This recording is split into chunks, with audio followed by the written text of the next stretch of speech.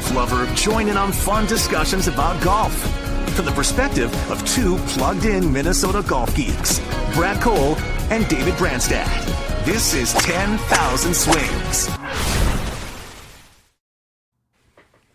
Hello and welcome back to 10,000 Swings. It is Monday, September 27th, 2021. I'm Brad Cole. And I'm David Branstad, and I am here to sincerely apologize to every single listener that listened to the show for the last 2 weeks, where Brad and I have bashed the American team and basically rooted for Europe in a roundabout way. But with that said, to level us off, our guest this week, Phil Mackey. How you doing, bud? Wait, you guys? Okay, I haven't heard the show in this lead up to the Ryder Cup. You guys were down on the Americans had take out John Rahm. They had the 12 best players in the world, basically, according to world rankings. Yeah, we thought they had no chance. Yeah, they also did in 2018 and many other years as well. And the reality is that we haven't shown the type of teamwork needed to win this event. We just haven't shown it over the recent years. But Teamwork. Hey, you know what? Here's the thing. Here's what my old colleague Patrick Royce, my longtime colleague, would tell you. Like baseball, baseball is a series of individual matchups that masquerades as a team sport. He goes, you want leadership in baseball? Smack a double off the wall. You want teamwork in the Ryder Cup? Stick a 7-iron a foot and a half from the pin, right? Drive a par 4 and knock the 40-footer home for eagle like Bryson. That's teamwork, baby. Yeah, you're right. I'm honestly speechless at this point. Phil Mackey really probably should have been listening the last couple of weeks is what the conclusion, because now Brady and I can just go cower in the corner because clearly we didn't realize just how good this USA team was. But before we dive deep into the Ryder Cup, we want to remind you that 10,000 Swings is brought to you by Jarrett Yalen with Northwestern Mutual. For whatever your financial questions are, call Jarrett today at 612-209-4523 or check out his website at jarrettyalen.com. He actually was spotted this weekend on Lake Michigan on one of those yachts. I think he was probably eating his weight in cheese curds and just enjoying Wisconsin at its best from the Lake Michigan side. So Jarrett Yalen, give him a call today. Ryder Cup, Phil. So going into this, the European team was a betting underdog, but Brandy and I really liked them mainly because of all of the rift with Bryson, Brooks. I think at this point, can we just say that all of that was PIP related and there's no actual rift? Or what do you think the whole deal is with Bryson and Brooks? It got weird this weekend. I don't think they like each other, but I think the fact that they hugged it out a couple times at the end, they hugged it out because Justin Thomas was forcing them at the trophy sort of press conference. But the cameras caught them hugging it out without knowing they were on camera at one point, too, when the matches were still going on, but the U.S. had clinched. And so, I don't know. I feel like everyone gets together. They dinner together every night. They bond over this historic blowout. And then they get sloshed together after they win it. I don't know if it's dead. But then Bryson was hinting, too, early in the week that they might be putting something. Are we going to get a match with Steph Curry and Brooks Koepka? It sounds like there's more on the horizon. I don't think it was just for publicity. I don't think they like each other, but I think they've turned this into sort of a fun stretch and a positive. That's my take. What do you guys think? I think you're kind of right. I still don't think they like each other, but I think for at least, let's call it 2 weeks. Let's call the Ryder Cup's been happening for 2 weeks with practice rounds and tournament rounds. I think they've been able to kind of put it aside and be like, you know what? We're more talented. We're better than everyone out there. Let's go play some golf. Let's go kick some butt. Let's just do what we do. Yeah, it's entertaining. I don't know if you guys saw the T-shirt that JT was rocking last night that had Bryson and Brooks as stepbrothers. And it was one of the best ones. That was fantastic as John C. Reilly and Will Ferrell. It was pretty darn good. I tell you what, if you don't like golf Instagram or golf Twitter during events like this, there has been so many priceless moments that have been all captured via different memes and different good stuff. So I will say that compared to most sports, I think golf is right there at the top when it comes to, you don't even have to watch the tournament. You can just follow along on Twitter or Instagram and really enjoy yourself. And then you can go to Facebook and find out all the experts out there that actually they would have done it differently, So if you want to go that route, just tune into Facebook and they'll tell you how they would have played better and all that stuff. So we start off with this thing, 19-9. Brandy, do you ever remember a Ryder Cup being 19-9? I don't believe there's ever been one. I've got them all in front of me here. There was an 18.5 to 9.5 Europe blowout in 2004 at Oakland Hills, and then there was an 18.5 to 9.5 U.S. blowout in 1981 at Walton Heath Golf Club in somewhere in England. But the last time, so 21-11, United States, 1975, is the last time there was anything near this level of blowout in Pennsylvania. So, yeah. And that was the old point system, right? Yeah, it must have been. Yeah, this was the largest defeat in the modern day post or point system, I believe. This is also too. It wasn't really fair back in the 70s because this was when it was United States versus Great Britain and Ireland. Now you're facing all of Europe, right? So the player pool is larger. So you were more likely to get a blowout back in the mid 70s. And before that, it was U.S. versus just Great Britain. And the U.S. dominated that for decades, going back to the 1930s.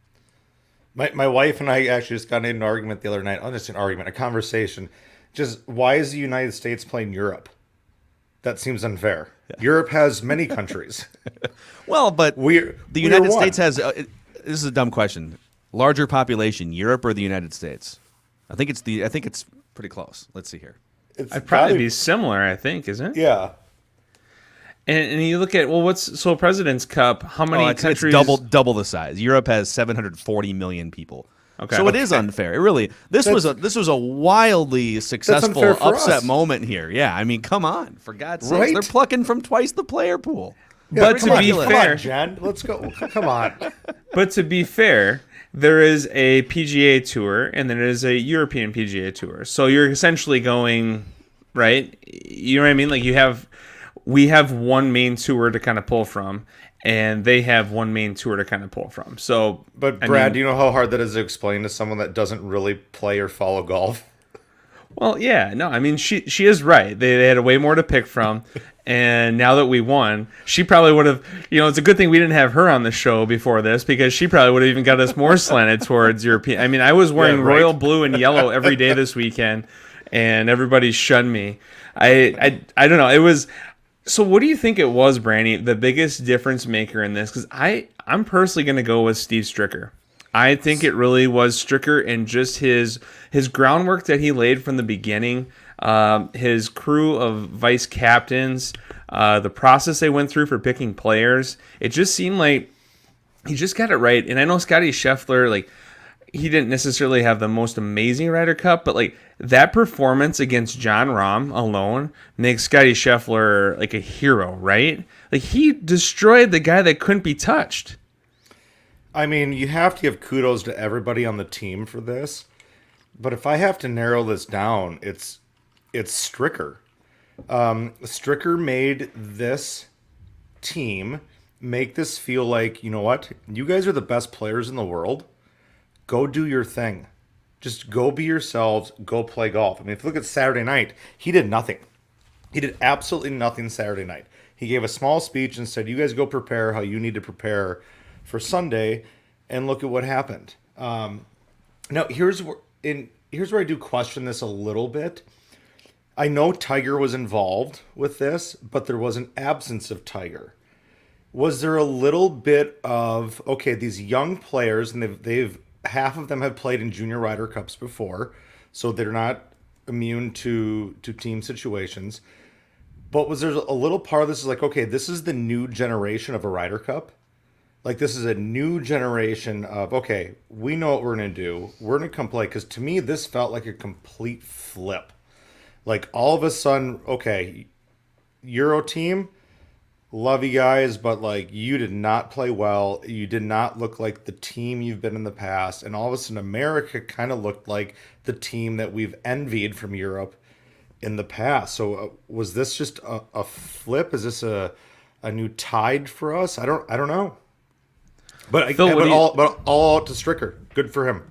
It's so hard to tell, like, what buttons is Steve Stricker pushing. I mean, I do think pairings and chemistry and matchups and, especially, some of these team matches, they're going to be close because it's, four of the best players in the world in a grouping. And so, if one guy has this strength, make sure you're pairing him with another guy with this strength. Or I actually really like the decision. I'm going to get really X's and O's with you guys right now. All right, I'm going to break this ish down. All right, I loved the decision to put Scotty Scheffler with Bryson DeChambeau because DeChambeau is such a huge personality.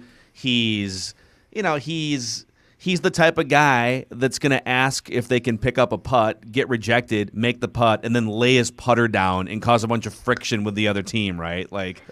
How about that, by the way, just on a side note? We're laying putters down to show what's inside of the leather on what's inside the handle. And so, like, you needed someone who was beneath Bryson in terms of stature and in terms of just, like, you couldn't have another big personality with Bryson or it might get too combustible. And so they found the perfect, understated, yet amazing golfer. Like, Scotty Scheffler is one of the best golfers in the world who's not considered one of the best, 10 golfers in the world. And then he goes out and he takes down Jon Rahm right out of the gate on Sunday to just put a stamp on it. So, would Bryson DeChambeau have won matches this weekend with anybody else as his partner? Probably. Like, he's driving freaking par 4 greens and just playing ridiculous.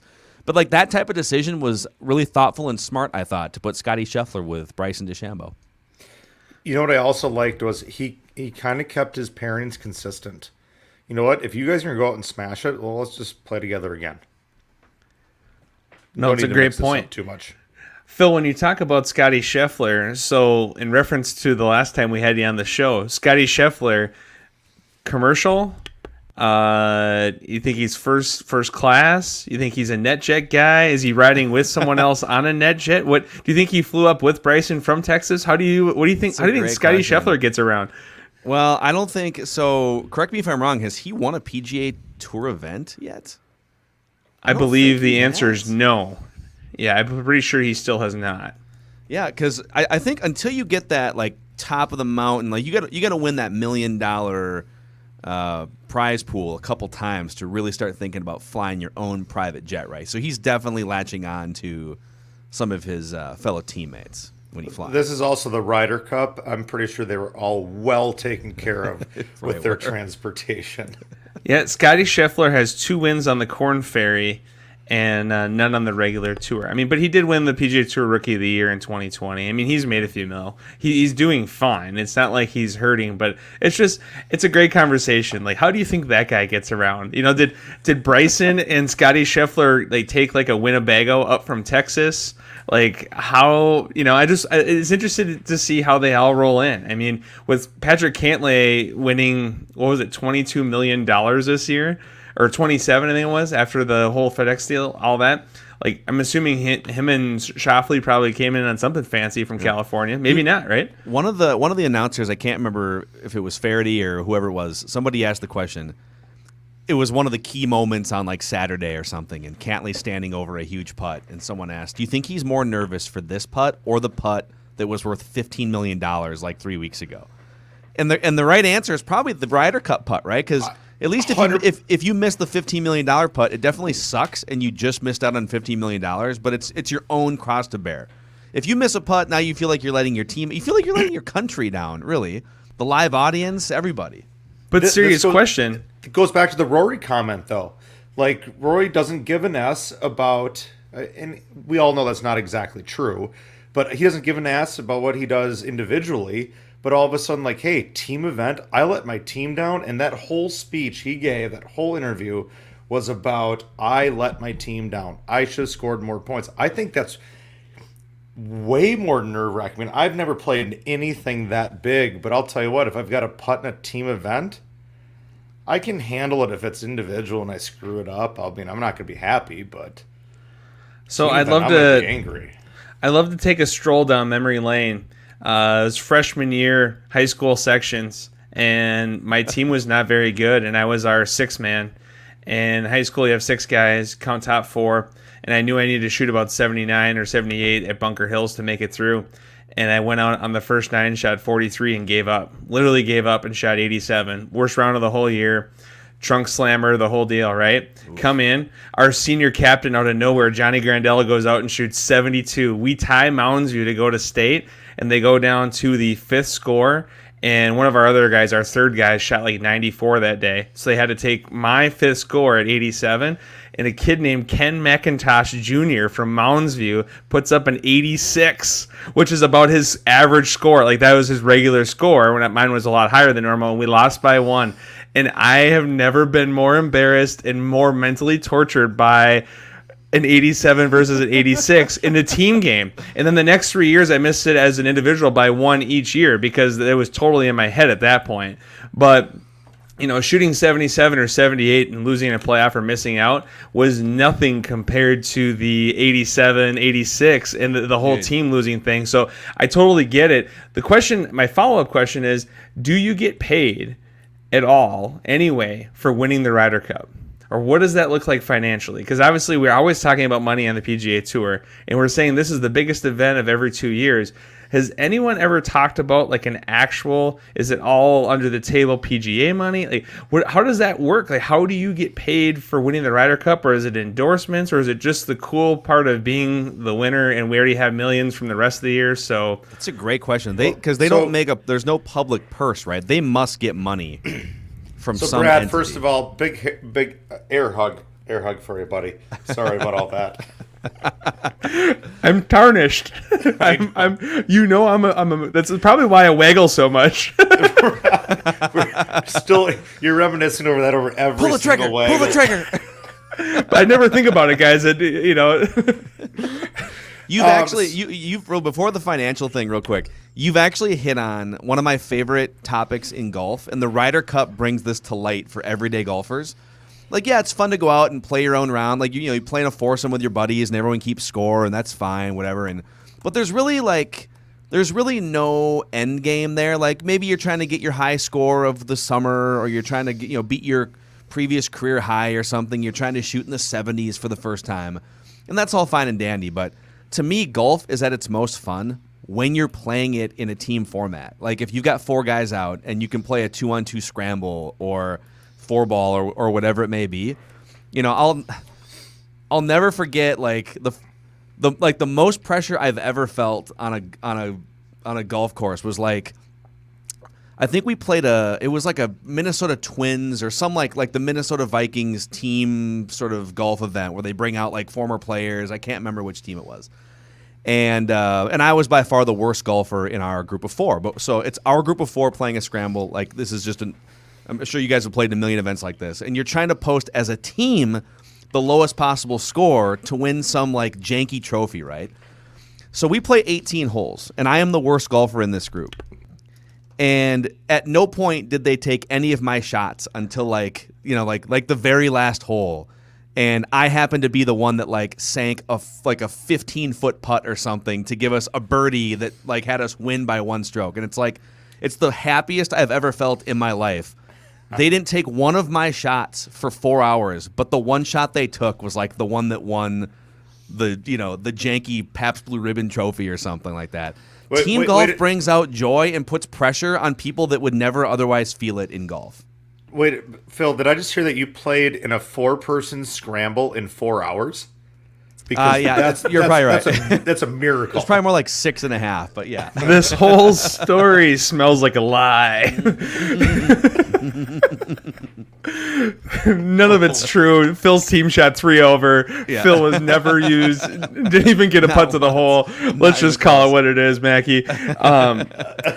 Yeah, no, I totally agree with you. It's just a whole nother level, and the team aspect. I mean, the individual part of golf in golf competitions is a lot of fun, but the team aspect is a whole nother deal. Our 16 man at Rum a couple times has been in the state finals. We won it once and took second a couple other times, and that like every single putt, every single point coming in, and you and your partner, it's something special. So I'll agree with you. So back to the money thing, like there has to be. It's kind of like the Olympics, right? Like all these Olympians, nobody's, they supposedly don't get paid, but all of a sudden, like they're doing fine for the rest of their lives. So, Phil, can you talk a bit about what you think, how Olympians get paid and how Ryder Cup winners get paid, or do you think it's all just under the table? What do you think the deal is? There's got to be money somewhere. Olympians, I think, make money. They make money off sponsorships for one, and then I think they make. I don't quote me on this, but I think they get paid some sort of either base or stipend from whatever like organizing club that they're working with too. And I don't know how all that works, but if you emerge on the other side, like Scotty Scheffler probably increased his visibility and his sponsorship value, right? But also at the same time, are you really going to rely on just pride of country to get the best 20 to 25 players in the world to come out for 2 weeks? Maybe the event's that powerful. Maybe those guys think that highly of that event that they'll just come out and do it for no money. I don't know. Yes, they will. In my opinion, I think they will. I believe, and by the way, the money that gets thrown into the Ryder Cup is absolutely stupid. And when I mean stupid, like what the players get, the accommodation, the wives, the caddies, everybody. This is a treat for them, and I really, from the bottom of my heart, think they do this from a stance of country. But I believe a handful of I'm probably 2014. I think do not quote me on any of this. This was a big topic, and it came out where they gave every player like I want to say $100,000 or $200,000, but it was a donation to their foundations or to their charities that they can then go put somewhere. But the players still to this day, I do not believe get paid to play in the Ryder Cup. Interesting. They just have some money from the PGA of America to put towards causes that they like. Which, personally, I love it. That's awesome. Let's play for pride of country, throw some money at some charities. This is fantastic. No, it's cool. I just, Patrick Cantlay's got a putt for $15 million a few weeks ago, and now he's grinding for $0. I just think it's interesting. It's like these guys are so trained to play for the nickel, right? They're always, their whole career they've been playing for dollars. But Brad, that's been your and I's issue for the last 2 weeks on why we thought the Europeans was the better team, because these guys play for so much money every single week. How do you come together as a team? How do you not play for anything? And how do you put this together? And right, proved us wrong. And now our guys are just all best friends, and everyone's cool, and there's no issues, and everybody, the thing I'm probably most interested to see after this now is how this plays out. Like, do you start seeing Brooks and Bryson playing practice rounds together? No. Do you see Cantlay and Schauffele? It's interesting to see, like, where does this go from here, right? Like, is there any further friendships or?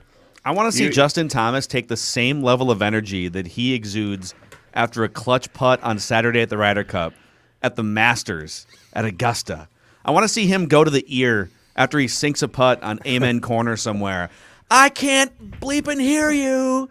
And the patrons are clapping politely while he's just dropping F-bombs. That was an amazing energy that Justin Thomas tapped into there. How about Tony Finau? What did he make in that one match? Six birdies, I think. And he was just throwing up the ear every time, like just trying to. It was so great. I was on so many different levels. I think you get to see so much more of these guys' personalities. I love Cantlay. They had a level of cockiness about them that was like perfect, because it wasn't like rude, it wasn't ill-intended, but it was like, okay, let's go Europe. Now, here's the question I'm going to throw out though. How much did the fans play into this?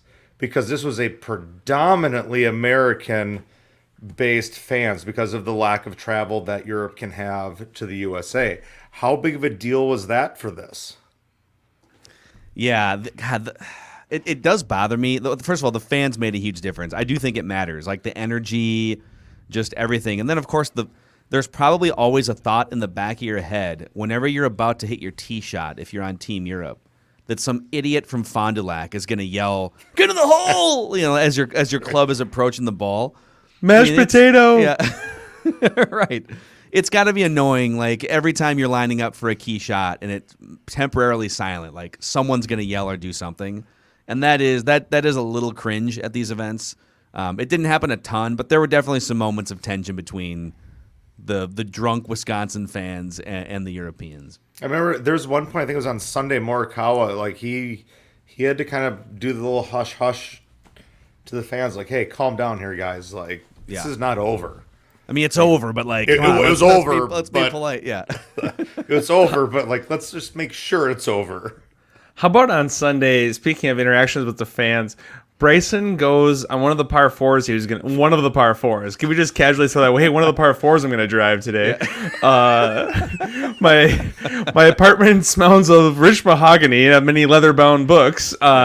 He goes back to 3-wood. As he's going back to 3-wood, the fans start booing him. Yeah, and he yells back at the fans and says, "It's okay, guys. I'm still going for the green." Like, that's so great. Like, Bryson earned so many points with American fans this weekend. I'm so happy it happened. Like, it got so much better. And even those that didn't like Brooks had some really funny stuff on social media as well. Like, I feel like both of those guys won a lot of people back this weekend. All right, so it was great. Brad, I'm going to throw this back at you because you and I have obviously talked many times about Brooks and Bryson. Has your opinion changed about Bryson after this weekend? Yeah. Not like a crazy amount, but maybe 10%, 20% more favorable. You know, I'm not saying I'm going to go get like a Bryson Gatsby cap tomorrow or anything, but I definitely. No, but I'll tell you what, if someone can tell me where I can get one of those Ralph Lauren hoodies that they're wearing this week, those are pretty nice. Oh my gosh. Yeah, those are pretty slick, man. No, I do agree with you there. But yeah, I think Bryson definitely earned some points this weekend with all of us. So guys, I think Brooks did too, though, right? For sure. I mean, he was a little bit more candid about some other things, but you know what? Overall, I was impressed with the way this team came together and the way they played for everything you and I have talked about for 2 weeks of the locker room being a disaster. And you know what? I think Stricker did a good job of shutting that all down and putting them together. So I think the key really was Stricker, just utilizing the tools that he had and doing a great job with it. So my question to both of you, it's 2023. We go to Italy. Does Steve Stricker fly private? Is that your question? Stricker flies on the AmFam plane. That's what I'm saying. He's got Madison in lockdown. But seriously, 2023 in Italy. Who is the captain? By the way. Oh, nice. All right. I'm not missing a trip to Italy, especially when there's a Ryder Cup there. Okay. So, welcome to that podcast. That'll be, what's that, 10 hours? Nice. No, that's awesome. We'll have to work on our clocks on that one. So or Italy, you just come with. Noted. So Phil, Brandy, you got to pick one person for America, one person for Europe. Captains? For the 2023 captains. And I'm going to tell you, based on the research I've done on this one, it seems like the odds-on favorites are Zach Johnson and Lee Westwood. Would Zach Johnson be one of the younger captains ever? He would be, but he's also kind of past the peak of his career. So it's kind of, and he's played enough of the event. You know, I think he's been a vice captain. He's in the fold. I would, I think that obviously Tiger's in the mix. Phil's in the mix. Potentially Bubba, Stuart Sink. We're Fred talking, Couples. and we're not going for repeat. Well, hasn't Couples been a Ryder Cup captain before? I thought he was President's Cup. No, he hasn't. I think he's just President's Cup. Couples is By the way, President's Cup. what's the point of the President's Cup? Because we dominate it. Is everybody else says, hey, why does Europe get the whole shot? Why don't we get? Why we'd like to play? So It reminds me of the Norm Macdonald Germany bit. I don't know if you guys are Norm Macdonald guys or Yes. or so the Germans would have us believe. yeah. So that's probably where I should have taken that argument with my wife about the Ryder Cup and just say, hey, we do have the President's Cup. Yeah. It's USA Which is versus the USA world against everybody. Freddie Couples. Still unfair. Well, my answer to this question was going to be to just pull up the current Champions Tour money list and see, all right, which of these guys has some credibility that's over the age of 50 that could come in and boss these guys around. How about Jim Furyk? Any love for Jim Furyk? Did Furyk? I thought he captained Furyk- something. Oh, you're Furyk. right. He did 2018. Yeah, you're right. He's already captain. Yeah, they got smoked. Yeah, you're right. Yeah. That's a bad one. That's actually, I was going to say there are no wrong answers, but I think that's the wrong answer. Yeah, it's probably was the the wrong only wrong answer. You're probably right. All right, so here's Steve Stricker was 10th on the Champions Tour money list this year, so it's interesting. All right, so here's my pick. Tiger is the captain. Wow. Steve Stricker is vice captain. I think Tiger's going to be back at a point where he's somewhat back. He's going to be more active. He will not play. And Stricker, between him and Tiger with what they went through this week, because obviously Stricker's been very vocal that Tiger was very active this week with the team and whatnot. I think that is our next captaincy. And how do you leave Lee Westwood out of that conversation? And Yeah. I mean, that's a no-brainer to me. Phil, Europe, you going Lee Westwood, or you Gosh, going a dude. different No, direction? Lee Westwood makes some sense. And it's got to be someone who's young enough, too. Like, it can't be someone... Do you go Ian Poulter? I think he'd still... Don't you think he's still going to have some game in a couple years? Like, he's going I to don't know. play, right? I don't know. He will absolutely be a captain of Europe at some point. But I don't know that he's ready to fully hang it up. I mean, Sergio Garcia at some point, right? I mean, he's not that old. He's in his early 40s still. So All right, he's so not- here's a slightly different question. Where does Sergio Garcia rank in all-time Ryder Cup as far as a player? Not by record, not by any of that, just by opinion. Where does he's number Sergio number Garcia one rank? in a lot of the he's got the most points, right? Just longevity. I want to say he's tied for one. I could be wrong on that, but where does he just rank in Ryder Cup for you guys? From either team? For Sergio? Yeah, I mean, you're talking about where does Sergio rank versus everyone, every American, every European of all time? Europeans of all time. Like, where is he in our spotlight? Because I mean, that guy's had one heck of a career in the Ryder Cup. I'd say top 5 for Europeans, and probably He's top got it. 10 overall. At least from the 40 years or whatever I've been watching, 35-6 years of Ryder Cup that It kind of depends on how far back do you want to go, because over the last 25 or 30 years, he's probably he's the mainstay. Like, that's where it's tough to separate his longevity and the numbers and the records he's putting up, because he's just in every Ryder Cup. But if you want to go like dominance over the years, there's probably guys who... Did you guys know, by the way, as I'm looking some of this stuff up, Colin Montgomery has the best singles record, just the Sunday head-to-head match play record. He's undefeated in 8 different Sundays at the Ryder Cup. 6-0-2. I didn't know that, but that does not surprise me. Couldn't win a major, though. Old Monty. A lot of underboob sweat and no major championships to show for it. Well, that's awesome. With that being said, we'd like to thank Phil Mackey for joining the show tonight. Phil, we really appreciate everything you've added to the group. Really, really a great conversation. And your takes, your takes are always priceless. So we'll let you get back to all the things you got going on in Seattle. But thanks a lot for your time. And thank you for everything. Anything else you want to add, Ryder Cup? Or are you ready to mic drop on that one? No, I would just say I think we need to adopt John Rahm as a U.S. citizen and just form the official super team. Can John Rahm be a United States citizen? He's going to join the team. It's going to be like Kevin Durant joining the Warriors from like 4 years ago. And we're going to go into the 2020. Would it be 2020? Are we going back to the odd years now? Correct. We're going back to Officially, the it's odd 2023. Okay. So Make why don't it we happen. let's just adopt all of Spain then? Yeah. Okay. Fine with that. So Sergio, Rahm, make this thing happen. Well, I mean, Paul Casey actually lives here, so that makes a lot of sense, and so does Rory. So basically, at a certain point, Poulter lives here. I mean, they're basically, if you include anyone that's on the European team that lives in Florida or Arizona, it's over. Rory was the best player we had all week for our team.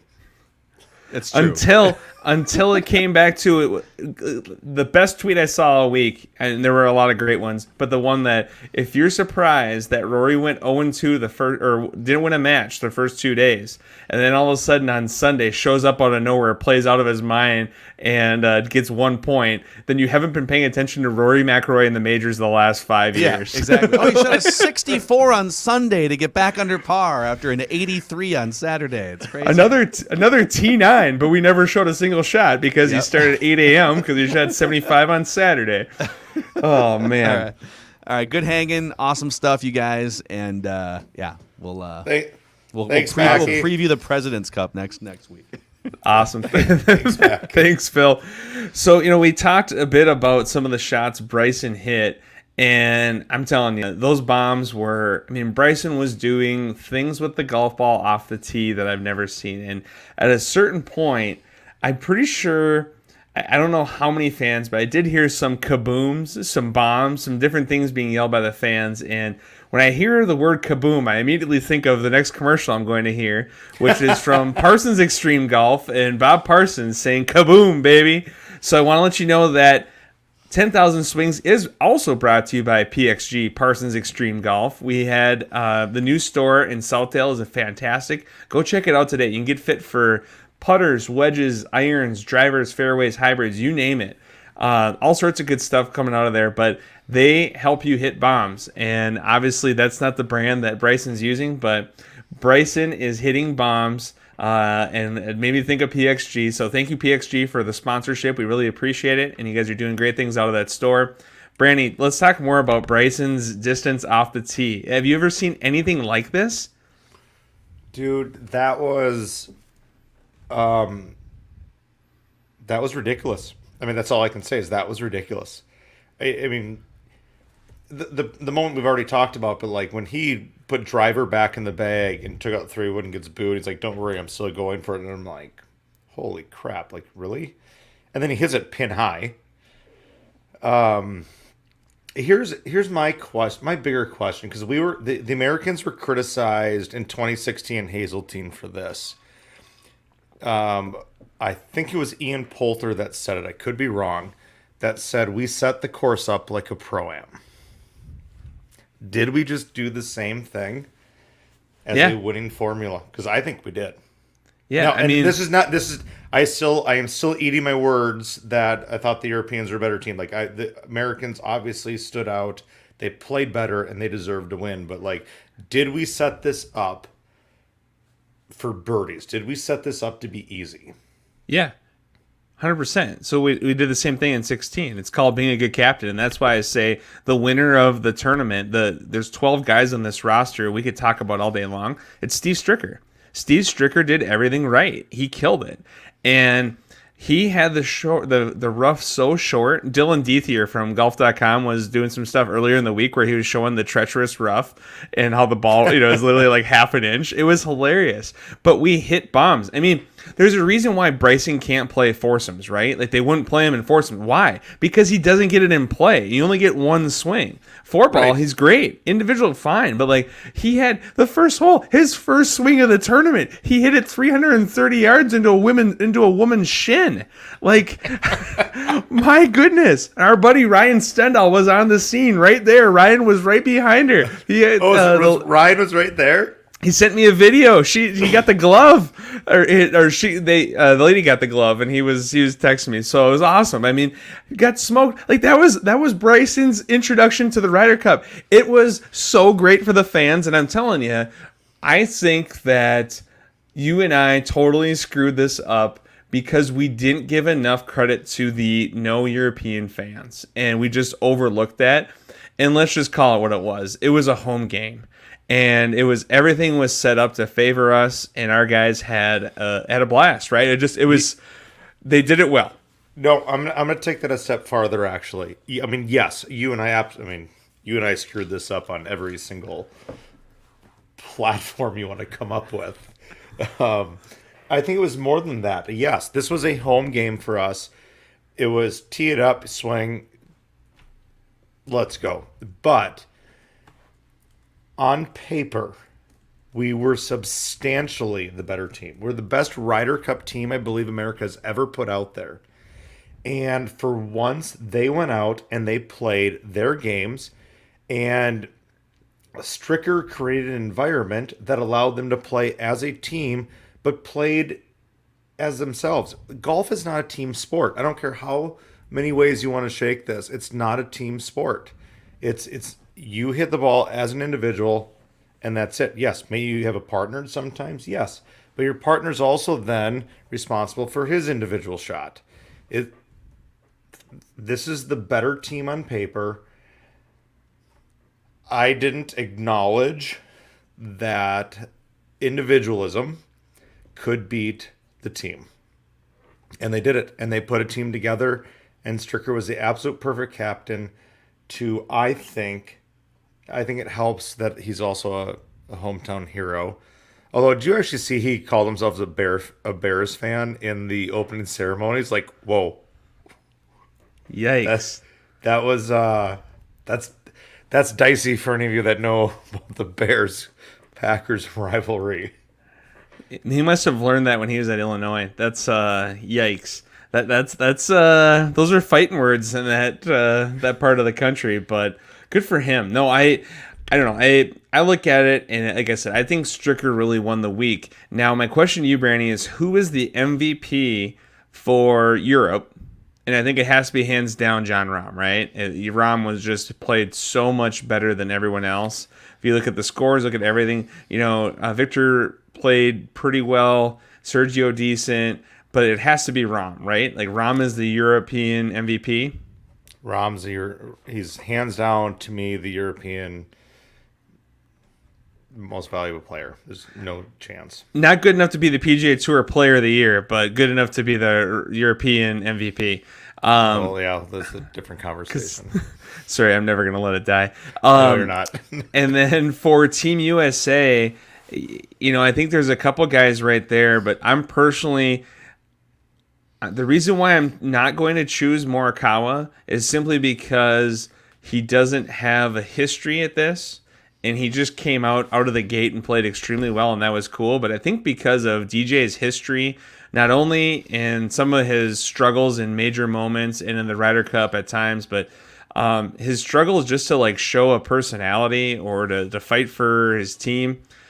We saw a different DJ this week, and he was awesome. By the way, let's not forget the demons he has at Whistling Straits, right? DJ was awesome. Do you think he read his hard card this week? So he actually knew when he could ground his club in a bunker and when he couldn't, or what was a bunker and what wasn't. Of the recorded scores, DJ was minus 19. And I know Morikawa was minus 18. They're both right there. But, not only did they both have great individual performances, they were unbelievable together. I was so impressed with Dustin Johnson this week. It felt like we kind of lost him a bit this year. He was really hot the year before, and we kind of lost him this year. And this was a whole different guy, and it was fun. Would you say that he's your guy, or would you say Morikawa was the MVP for America? No, DJ is the MVP for America, and for bigger. And now Morikawa, by the way, is a very close second to that. He is up and coming. This guy's going to actually come up. He's going to come out and smash it. I hate to go this bold, but I think if there's anyone that can be the next Tiger, it's him. But DJ showed us a side of him this week that we've been missing the last couple of years. And I don't know what's going on in his personal life. I've got nothing, but he always seemed to be just a little bit blah with his game, blah with his personality. And all of a sudden, he came out this week and just showed it, and he did his thing. But I think still that how much that still goes back to Stricker. Stricker was the one that had to get this out of these guys. I almost said kids there. He's not. These are not kids anymore. But just something different clicked this week, and something just seemed different this week at the Ryder Cup. So, again, as we started the show, I apologize to everyone about the last couple of weeks of our bashing of Americans in Ryder Cup, because they came out and they did what they do, and I think this is the new American Ryder Cup team. I sure hope so. It was fun to see. And again, I thought we turned a corner in 16, and then 18 obviously was a step back. And so the question is should we just be smart and always just favor the home team? Like, is this just a homer event? That right? Like, So didn't they talk about that a little bit on Sunday? That this is I won't be able to find the statistics here fast enough.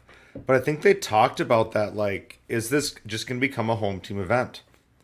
yeah, and I get it. Like, it's so special. It's so different than any other golf tournament, right? Like, it's just the fans are so involved. What was from a fan perspective, what's your favorite format of the Ryder Cup? 4-ball, foursome, or individual? I'm going to go back and quote Billy Madison on this one. Mano y mano. Mano y mano, I like it. I'm going foursomes, and the reason why for me is just the lack of ability to screw up.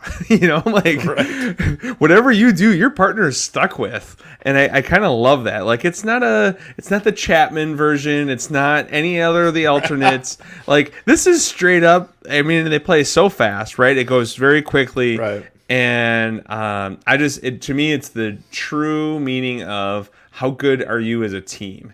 And when your partner leaves you high and dry, do you lose your mind, or do you figure it out? Because it's challenging when you get put in a bad spot that you didn't hit it to. So, and then Hey, speaking of that, I got a quick question. I don't have this in my notes. So this is why I'm bringing it up randomly. What did you think of the heart rate monitors that they had on players? Like Rory got up to 120, I think, on Sunday. Someone else got up to 120. Like, this shows like this is a big deal to them. They cared. Yeah, I think DJ got up to 7. It was it was awesome, which is 7 times higher than he normally is. So yeah, right. But it's also part of why he's so great, right? Like I'm at like 140 just watching him, and he's at 7. I mean, he's unbelievable. I got a kick out of watching it because I think the few that I did not get to watch all of Sunday, but I did watch most of Sunday. The ones I saw, I think they were like 106, 107. They peaked at 110. But then after they hit the ball, it went up to like 118, 120. So like if you ever question how these people and players care about the Ryder Cup, I think that says it all right there. For sure. No, it's like I said, it's just special. It's totally different.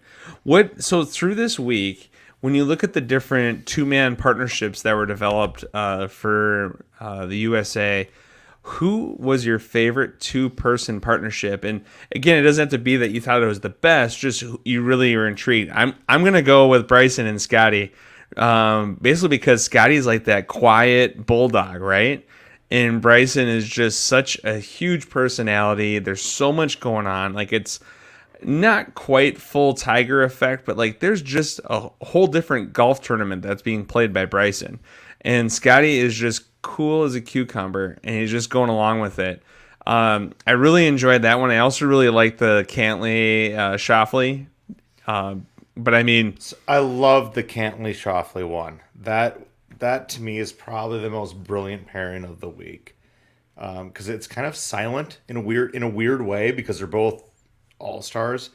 That was absolutely. I mean, DJ Morikawa obviously was really good all through the week, but I think that that was smart. But again, it goes back to that Stricker.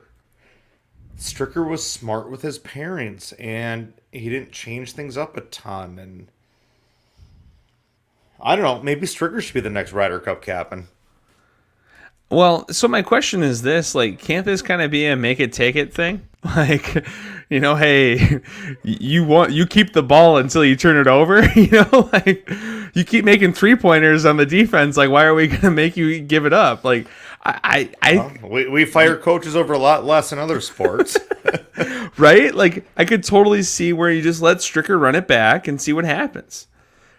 He did have a good group of vice captains on the team this year, which I think does help because there was some experience. But, the one thing I loved about, if you just watch Stricker throughout the week, this was an emotional week for him. Like, his care level was at I couldn't put a number, 250% of what most captains would be, I think. And I don't think that was just because of Wisconsin, though. I just think it was because of this team and because of what he thought this was going to do for the U.S. It was a bigger picture, and he oversimplified it, which I loved, and he brought the Americans back to just go play golf, just go what you do. Yeah, I think you get a guy that is a top 10 player on the Champions Tour. He made some cuts on the PGA Tour this year. He's been in the mix into the PGA Tour. Like, obviously, he had an incredible history before that, but he's still playing at a very high level. I just think the respect level is so high for him, and he's a little more stoic. Like, he's not going to get right in your face right away. He's going to just kind of sit on the sideline and kind of take it in for a bit. To me, he seems like the perfect coach, captain type, and I just love to see him run it back because no disrespect to ZJ or Tiger or any of the other guys we mentioned. Why can't we just let Stricker? Why can't we just have an entire? Why would we change anything? You just won 19-9. Like, why are we talking about changing anything? Why don't we just say, hey, everybody good for Italy? Yep. We're going to change the whole qualifying procedure, and everyone that played this year is good. Are you good? If you're vaccinated, we can all go. Let's be done. It's like, hey, you're playing at Colorado. You're supposed to lose by 3. You win by 30, and then the next week you're supposed to win by 30 against Bowling Green, and you lose. Like, come on, Brad, cut Brad, dude. But how does it happen, right? Like, why are we trying to change something that's not broken? Is my point. I know, but now you just put me into a state of depression. Okay, well, the Vikings got a great win yesterday, and that was exciting. We had no field goal blunders, no fumble blunders. It's incredible what happens when everyone does their job. So, but back to the golf, and that's what the Ryder Cup team did. Everybody did their job, and that's what I'm most excited about with what they did. Everybody did their job. It wasn't like there were a couple of heroes with that obviously didn't lose, but they did their job. Go out there, do your job. It's not that hard. And if you do your job, you're going to win. Another fun moment of the weekend. Brooks, I believe it was on Saturday, hit a ball into the kind of the edge of a bunker and got what looked like it probably should have been could have been a drop. Did not get a drop from the official, and I think it was a month ago when he banged up his wrist. And he literally looks at the official and says, "Did you see what happened to me?" He looked at both of them. Yeah, he goes, "Did you see what happened to me a couple weeks ago?" And then he goes, at the very end when they said it's not happening, he just goes, "If I break my wrist, this is on you." And he used some other language in there, a little more colorful. Yeah, there's an effort in there somewhere. And the best part was you've got his Florida State Seminole teammate Daniel Berger just like, yep, I'm all in. Like, I didn't. It's kind of cool. It's almost like they were about to fight. It's kind of cool. Yes, like they were gonna throw down in the streets of Sheboygan, right? Like it was. I enjoyed the Daniel Berger Brooks Koepka partnership and getting his back and you're my boy Blue. I thought that was kind of cool. So. It was, I don't know. It's just. By the way, that was on HBO the other night, and I watched it twice in a row. Yeah, it's one of those things that, hey, I'm going to go to bed at 10:30 tonight, or Old School's on, and I'm up till midnight. Yep. Nope. It was 2. So the last question I have for you, Branny, is Ryder Cup the best event in golf? I'm going to take that a step farther. So. I was tailgating for the worst football game I've ever seen in my life on Saturday. And every single tailgate had not the Gopher game on. No one had the Gopher game on. We all had the Ryder Cup on. And they kept saying, this is not only my favorite golf event, I honestly think this is my favorite sporting event. And now I'm going to respect my decision to change this come about early April when the Masters is on. But I don't know what gets better. I don't see anything better to me than this. I mean, I've been a part of it in person, been a part of it for years on TV. I love this event. I mean, Rory showed his emotion on what he thinks of this event. The Americans showed their emotion of what they think of this. I mean, Brooks Koepka slammed a beer on 18 because this is Wisconsin and this is what Wisconsin does, which I thought was cool. So to me, yes, this is my favorite sporting event. I'm not going to say golf event. This is my favorite sporting event. No, it's pretty darn special. And Brooks Koepka ended up turning some of those photos into a plug for Michelob Ultra, which I get a kick of. Right. It's also a great time to remind our listeners that 10,000 Swings is brought to you by Corona Premier. So the new beer from Corona, 90 calories, 2.6 carbs, doesn't need a lime, doesn't need anything. Just throw it in the fridge. It's delicious. I had some friends over watching the Ryder Cup, and one of them had their first Corona Premier, and they were sold. So try it today. Corona Premier, very light, very refreshing, just a great light beer. So not to confuse brands, but as we're watching Michelob Ultra commercials start taking place live at the Ryder Cup, we still want our listeners to know that we are sponsored by Corona Premier. Branny, as we get into the future of the Ryder Cup, what is your prediction, Italy 2023? Oh my God. You're going to put me on the spot on this one. Okay, here's my prediction. And this is, all you listeners can completely kill me for this. I'm going opposite of what I said for the last 2 weeks. I think it's now America's dominance. I think we're going to experience the next 10 years of the USA dominating the Ryder Cup. And let's go. Let's go. Wow, that's something.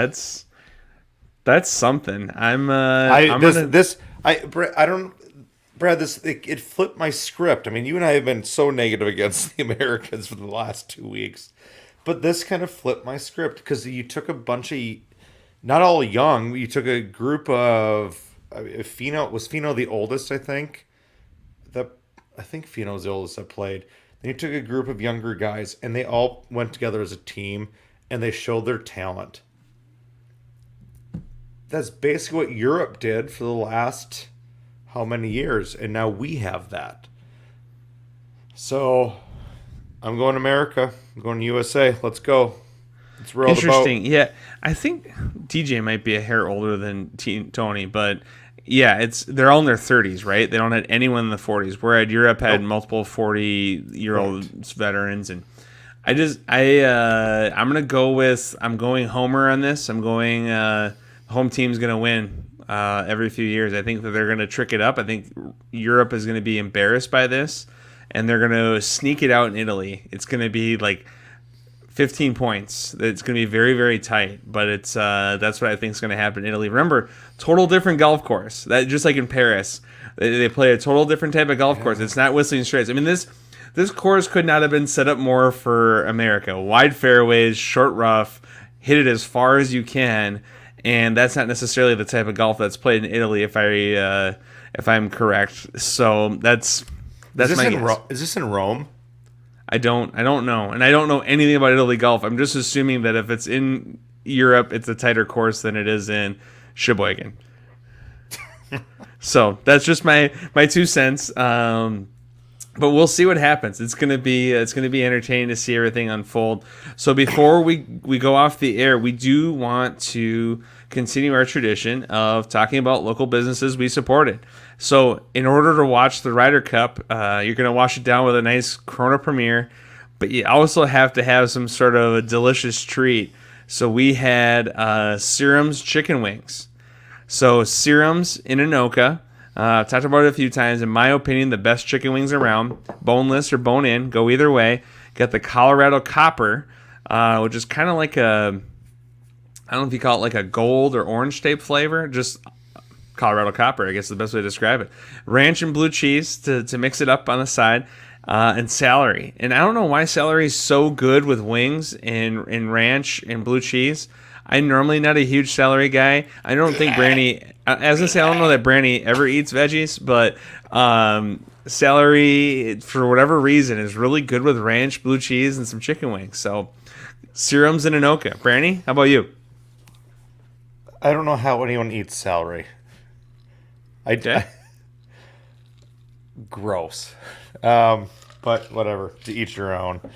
I'm gonna go out.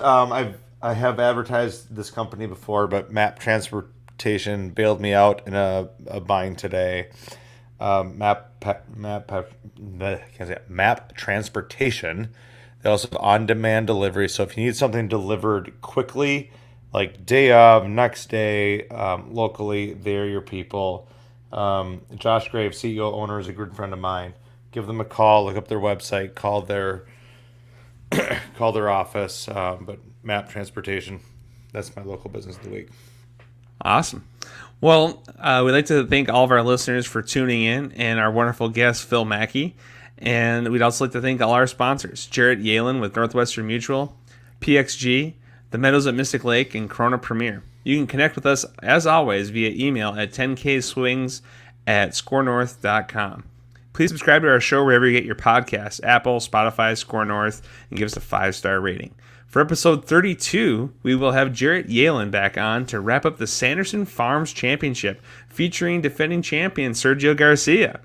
Until next week, friends, I'm Brad Cole. I'm David Branstad. Cheers.